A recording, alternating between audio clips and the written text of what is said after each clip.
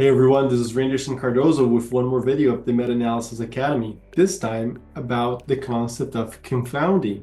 And why is it that we do randomized controlled trials in preference over cohort studies? Why is it that randomized controlled trials are so robust in terms of generating trustable evidence? Before we go any further, don't forget to hit that like button and subscribe to our channel, because over here we discuss how you can learn research with autonomy, not only to be a consumer, a reader, a critical thinker, but also to be someone who does your research with autonomy, who publishes great papers in your field.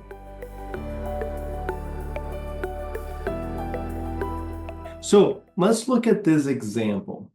In this case, I put a study design on the screen that could be either a randomized controlled trial or a cohort study. Let's say you are a surgeon and you're trying to decide if open surgery or laparoscopic surgery is a better alternative for treating a certain population. Let's say, for example, that it's appendicitis. And then you're comparing open surgery or laparoscopic surgery, and you want to see who has more complications in which group, like which group does better. And those complications could be anything. It could be need for reoperation, infection, dehiscence, fistulas, whatever it may be. So you're comparing open surgery versus laparoscopic surgery. Now, this study design that I just outlined to you, it could easily be a randomized controlled trial where we flip a coin to decide whether patients go to open surgery or laparoscopic surgery. Or it could be a cohort study. In a cohort study, a doctor or even sometimes the patient, with input of the patient, would decide if the patient goes to the open surgery group or laparoscopic group. This can be thought of as just standard clinical practice. When doctors see patients and they have two treatment alternatives, even if it's two surgical techniques, they may elect which technique or which surgery, which intervention to proceed with. Now, they may pick based on personal experience, based on patient characteristics, but they don't pick randomly. If doctors are given two choices or more choices to treat a patient, they will pick based on what they think is better, whether that's accurate or not. Now, when we pick based on our own preferences or even patient preferences, we could make the groups different to each other. For example, doctors may be more inclined to send younger patients to the laparoscopic group and older patients to the open surgery group. Doctors may be more inclined to send sicker patients to the open surgery group and healthier patients to the laparoscopic group. Or send those with more comorbidities, diabetes, hypertension, prior heart attack, stroke, send those patients to the open surgery group, and patients with less comorbidities to the laparoscopic surgery group. So this would not be a randomized controlled trial. This would be a cohort study. And when we do this, you put yourself in a real pickle. You put yourself in a really tough situation when you do a cohort study, because now what happens is that if at the end of the study, this group, laparoscopic group, does better, they have less complications, they have less bleeding, less reoperation, less mortality. If these patients do better, you don't know if it's because they were healthier or if it's truly because of the surgical technique. You won't know because of this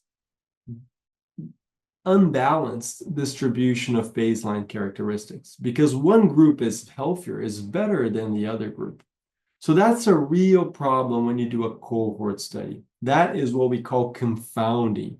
Confounding is when you have certain characteristics, in this case, age, comorbidities, general health status. You have these characteristics that are associated with both the intervention, in this case, one group is younger and healthier than the other, and also associated with the outcomes. Younger, healthier individuals tend to have less complications. So these confounding factors, there are ways to deal with them, like multivariate analysis, like stratified analysis. We'll learn about those in future videos.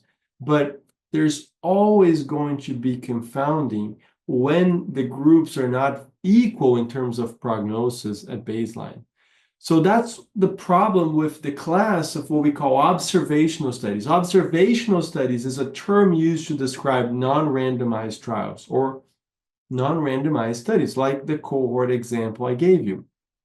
But if this was a randomized controlled trial, we would allocate patients into both groups, not by surgeon preference, not by patient preference, not whether they're younger or healthier or older or have more comorbidities. We would allocate them to one group versus the other based on chance alone and nothing else.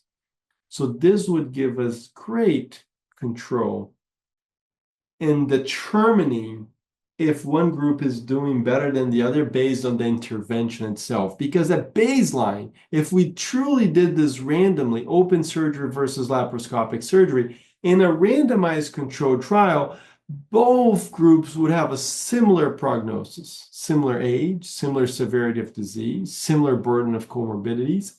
So at the end, if one group did better than the other, it wasn't because of unbalanced baseline characteristics. It wasn't because of better outcomes in one group versus the other. It was purely because of the intervention itself. That's why we love randomized controlled trials in evidence-based medicine, because it helps us to greatly mitigate the effect of these confounding factors on our outcomes, okay? So next time someone asks you, what's the importance of randomization in the context of clinical trials? You're going to say, well, that's an easy one. I learned with Randerson in the Meta-Analysis Academy. It's to make the prognosis equal between the groups at baseline, so that at the end of the day, at the end of the study, maybe 1 month later, 1 year later, 5 years later, at the end of the study, if one group does better than the other, it's either going to be due to chance alone, we're going to learn about that later, or it's going to be truly because the intervention itself was better than the other, and not because there were confounding factors. That's why we love randomized controlled trials. All right? Don't forget to hit that like button, subscribe to the channel, and also join the waitlist of the Meta-Analysis Academy. If you join the waitlist of our program, someone from our team will reach out and you may have an opportunity to join the next edition of our program. You can also follow us on other social media. You can send me a message directly on our Instagram at metaanalysis.academy. I look forward to having you in our team. Bye-bye.